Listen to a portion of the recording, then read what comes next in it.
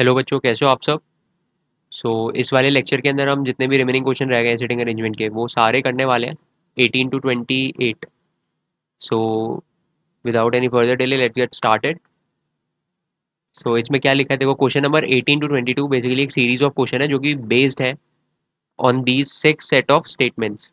तो ये 6 set of statements आपको एक बस फिगर बनाना है, उसके बाद आप डायरेक्टली सारे क्वेश्चन कर सकते हो। तो इसमें मेन टास्क हमारा क्या है, एक फिगर बनाना इन सब की हेल्प से। सबसे पहले क्वेश्चन पढ़ते हैं। 10 students are A to J are sitting in a row facing west. Okay, तो इसमें क्या कर रहा है बेसिकली, इसमें डायरेक्शन सेंसेस भी घुसा दिया इसमें। तो इसमें लिखा है 10 students A to J। A to J क्या होता है, ए का प्लेस नंबर प्लेस वैल्यू क्या होती है 1, जे की क्या होती है 10, एजॉर्टी बताया था मैंने, ई की 5 होती है, जे की 10 होती है, ओ की 15, टी की 20 और वाई की 25। तो आपको जे की पता चल गई, दैट इज 10। तो A to 10, 1 to 10 कितने बच्चे हो गए, 10 बच्चे हो गए। तो 10 बच्चे कहाँ खड़े हैं, एक रो में खड़े हुए हैं फेसिंग वेस्ट। अब जब वो वेस्ट की तरफ फेस कर रहे होंगे, वेस्ट देखो आपको डायरेक्शन तो पता ही होंगी, नॉर्थ, साउथ, ईस्ट, वेस्ट। तो सारे कहाँ पे फेस करके खड़े हुए हैं, वेस्ट डायरेक्शन यहाँ पे। तो कैसे खड़े होंगे, वो कुछ ऐसे खड़े होंगे ना, वर्टिकल अरेंजमेंट में ऐसे करके खड़े होंगे, और सब फेस कर रहे हैं वेस्ट में, ये ऐसे, ऐसे, ठीक है। तो सब वेस्ट में फेस कर रहे हैं। तो वर्टिकल अरेंजमेंट का प्रॉब्लम है, वर्टिकल अरेंजमेंट का प्रॉब्लम है, तो सॉल्व कैसे होगा। तो सबसे पहले आपको राइट और लेफ्ट इसी में पता लगाना होगा, क्योंकि देखो आगे जितनी भी स्टेटमेंट दी गई है उस पर राइट लेफ्ट लिखा हुआ है। तो मैंने आपको ऑलरेडी बताया हुआ है, दोबारा बता देता हूँ। अगर कोई भी पर्सन नॉर्थ की तरफ फेस करके खड़ा होता है, हम्म, कोई भी पर्सन अगर नॉर्थ की तरफ फेस करके खड़ा है, नॉर्थ की तरफ फेस कर रहा है, तो वो आप ही हो। आप ही हो मतलब जो आपका राइट और लेफ्ट है वही उसका भी राइट और लेफ्ट होगा। आपका राइट लेफ्ट क्या है, आपका राइट है ये, लेफ्ट है ये, तो वो ऐसे करके खड़ा होगा। अब अगर मान लो ईस्ट की तरफ फेस करता है, मतलब 90 डिग्री क्लॉकवाइज रोटेट हो जाता है, तो उसके जो दो एरोज हैं, ये है ना, राइट क्या है, राइट ये है, लेफ्ट ये है, राइट ये है और लेफ्ट क्या है, ये है। अब वो 90 डिग्री क्लॉकवाइज रोटेट हो गया, क्या बन गया, राइट, राइट यहाँ ये बन गया, लेफ्ट ये बन गया। समझ गया, मतलब जो उसका राइट हैंड है वो साउथ की तरफ फेस करने लग जाएगा, लेफ्ट हैंड का कहाँ फेस करने लग जाएगा, नॉर्थ में। उसके हैंड चेंज नहीं हुआ, हैंड तो वहीं पे फिक्स्ड है, यहाँ पे जॉइंट्स वगैरह सारे प्रॉपर हैं उसके। बट क्या है, जो डायरेक्शन की तरफ फेस कर रहे थे वो चेंज हो गया ना। पहले राइट का कर रहा था ईस्ट में, लेफ्ट कर रहा था वेस्ट में।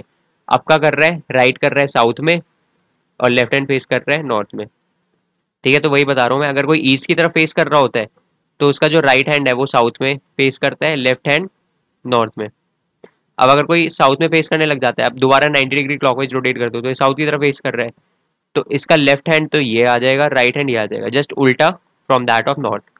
अब जो वेस्ट, अब जो हमें क्वेश्चन में बताना है, अगर कोई वेस्ट में फेस कर रहा है तो क्या हो जाएगा, उसका राइट फेस करेगा नॉर्थ में, लेफ्ट फेस करेगा साउथ में। तो ये याद रखना है बस आपको। अगर ये नॉर्थ है और ये साउथ है तो उसका राइट क्या होता है, राइट तो ये हो जाता है, लेफ्ट ये हो जाता है। या आप इमेजिन भी कर सकते हो, आप खड़े हो तो इमेजिन करो मैं वेस्ट की तरफ घूम जाता हूँ, है ना। ये तो ये मेरा, ये वाला जो है मेरा वेस्ट आ रहा है, ये वाला मेरा वेस्ट आ रहा है, बट आपका वेस्ट ये होना चाहिए, क्योंकि हम तो एक दूसरे को ऑपोजिटली फेस कर रहे हैं ना, इसलिए मेरी जो डायरेक्शन है वो उल्टी हो जाती है आपके रिस्पेक्ट में। तो कंफ्यूज मत होना इसमें, ठीक है। ठीक है, ठीक है, ठीक है, तो हमने इंपॉर्टेंट इन्फॉर्मेशन यहाँ निकाल ही ली। अब इन सबको रिमूव कर दो। हम्म। अब सीधा जो स्टेटमेंट्स दी गई हैं उनके थ्रू फिगर्स बनाते हैं। 2-3 फिगर बना लेते हैं, सबको कंबाइन कर लेंगे बाद में। तो पहली स्टेटमेंट क्या दी गई है, B and F are not sitting on either of the edges, ठीक है। ये तो बाद में क्लैरिफाई करेंगे जब फिगर बन जाएगी, ये बना नहीं सकते इसके ऊपर कुछ। सेकंड स्टेटमेंट है G is sitting left of D. Okay, so हमारा फर्स्ट डायग्राम बना लेते हैं इसके हेल्प से। G is sitting left of D, तो अगर डी कहीं भी बैठा हुआ है, डी कहीं भी बैठा हुआ है तो जी उसके लेफ्ट में होगा, लेफ्ट मतलब नीचे, साउथ। तो डी के नीचे होगा हमेशा साउथ, डी के नीचे होगा हमेशा जी, है ना, डी के साउथ में ही होगा हमेशा जी। और साउथ में इसका मतलब ये नहीं जस्ट उसके बगल में ही होगा, हो सकता है बीच में और लोग भी आ रहे हो, बट होगा हमेशा जी डी के नीचे ही। ये हो गई फर्स्ट स्टेटमेंट। सेकंड स्टेटमेंट क्या दी गई है? अच्छा, फर्स्ट स्टेटमेंट के second part, H is sitting to the right of J. अच्छा, एच जे के राइट में है, तो जे कहीं भी बैठा दो, एच उसके ऊपर ही आएगा, इसका मतलब ये है। And obviously not on immediately, immediate right और इमिजिएट नॉर्थ, इसके बीच में और बंदे भी आ सकते हैं। ओके, नेक्स्ट क्या है? There are 4 person between E and A. तो ई और ए, इनके बीच में 4 पर्सन है। ठीक है, अभी तक हमें कुछ कॉमन मिला नहीं है, देखते हैं कॉमन मिल जाए, होप सो। नेक्स्ट क्या है? I is the north of B.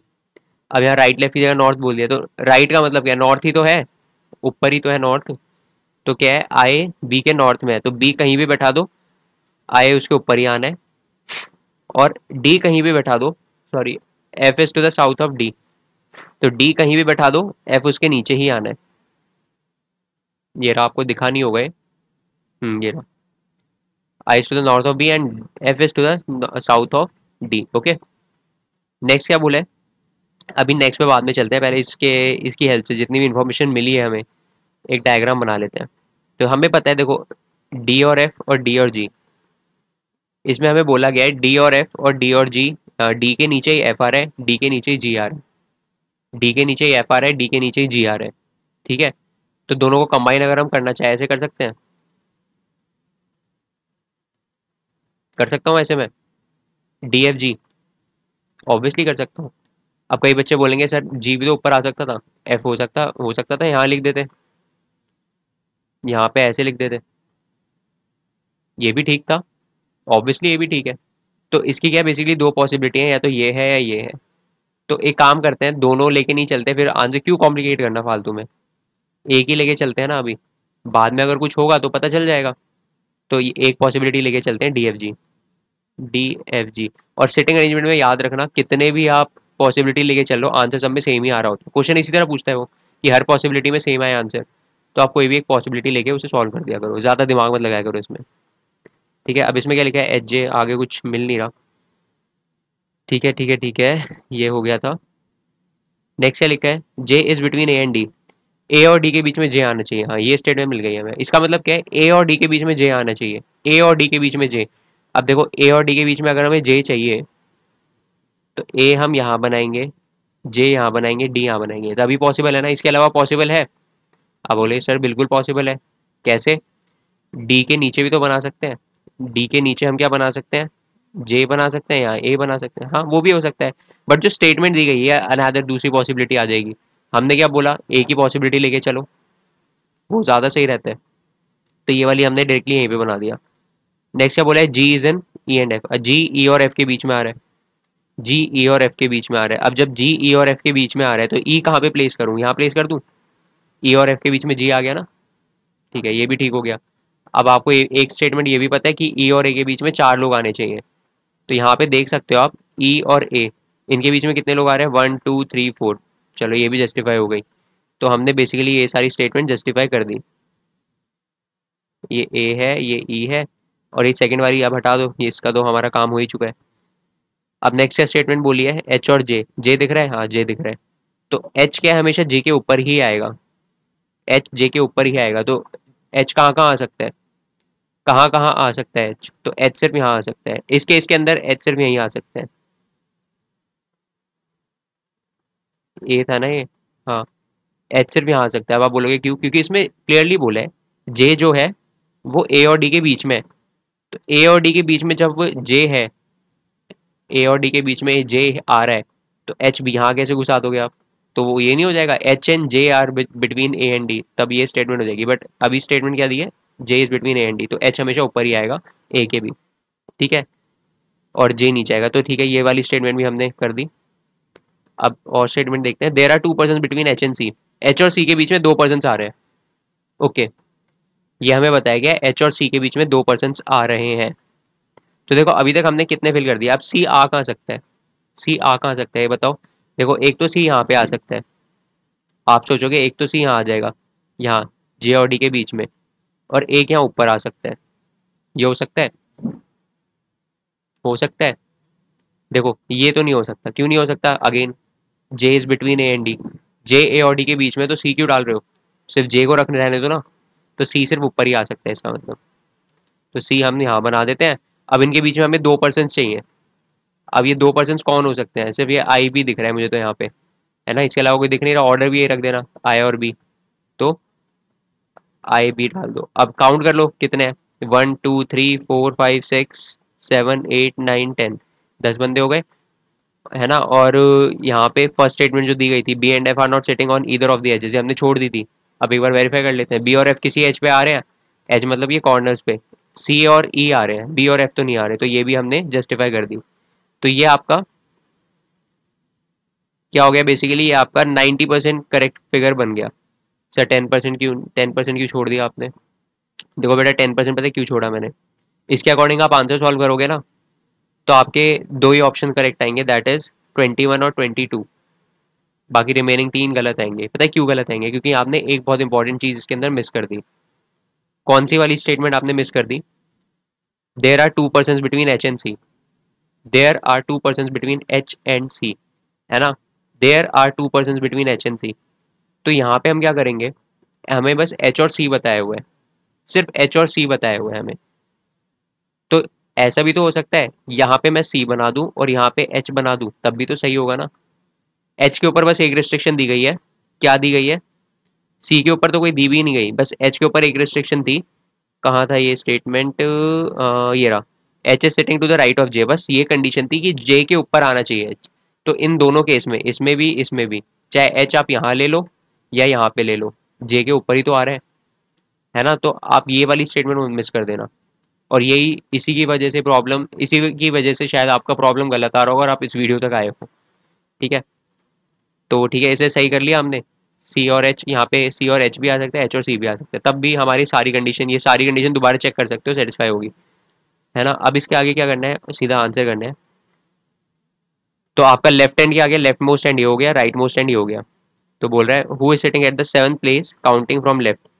So left से 7th प्लेस पे कौन है? 1 2 3 4 5 6 7। 7th प्लेस पे एच या सी, इनमें से कोई आएगा। ठीक है, तो इसमें आप एच या सी क्या लिखोगे? ईदर एच और सी, ये ज्यादा अप्रोप्रिएट ऑप्शन है। एग्जैक्टली एच भी नहीं बता सकते, सी भी नहीं बता सकते, क्योंकि दोनों ही तो आ रहे हैं। तो क्या बोलोगे? ईदर एच और C. Who among the following is definitely sitting at one of the ends. तो डेफिनेटली कौन बैठा हुआ है एक एंड पे? डेफिनेटली बताओ। डेफिनेटली तो मुझे ई ही लग रहा है, क्योंकि देखो यहाँ पे एच भी आ सकता है, सी भी आ सकता है, बट, है ना, दोनों में से कोई भी एक आ सकता है, बट एग्जैक्टली तो मुझे ई ही दिख रहा है इसमें। तो इसका आंसर होगा E, option C, E. Who are immediate neighbours of I. I के इमीडिएट नेबर कौन है? ये रहा आई। तो बी सी हो सकता है या बी एच हो सकता है। अगर उस प्ले ऊपर आई के ऊपर वाले प्लेस पे सी प्रेजेंट होगा तो बी सी हो जाएगा, और अगर एच प्रेजेंट होगा तो बी एच हो जाएगा। तो बी सी या बी एच। अब बी सी या बी एच में कंफ्यूजन है और दोनों ऑप्शन हमें दिए गए हैं, तो हम क्या करेंगे? Can not be determined. Next वाला क्या लिखा है? Who is sitting left of D. D यहाँ पे है, इसका लेफ्ट क्या है? नीचे की तरफ, दैट इज एफ। तो इसका आंसर एफ है। If G and A interchange their positions then who become immediate neighbours of E. G और ए अपनी पोजीशन इंटरचेंज कर लेते हैं, तो ए की जगह जी को बैठा दो, जी की जगह ए को बैठा दो, तो इमीडिएट नेबर ऑफ ई कौन हो जाएगा? ए हो जाएगा। तो इसका आंसर है ओनली ए। ठीक है, तो क्या क्या ऑप्शंस आ गए? C, D C, D B C. देख लेते हैं। डी सी डी, 21 का ए, देन सी। 21 का ए क्यों आ रहा है? हु इज सिटिंग, अच्छा सेकंड लेफ्ट ऑफ डी, मैंने सिर्फ लेफ्ट पढ़ लिया था। सेकंड लेफ्ट ऑफ डी बोला है, तो डी यहाँ पे है, इसका सेकंड लेफ्ट क्या होगा? एफ तो इसका फर्स्ट लेफ्ट है, इसका सेकंड लेफ्ट होगा जी। तो इसका आंसर ए, ऑप्शन ए होगा, जी। ओके, समझ आ गया क्वेश्चन? ठीक है।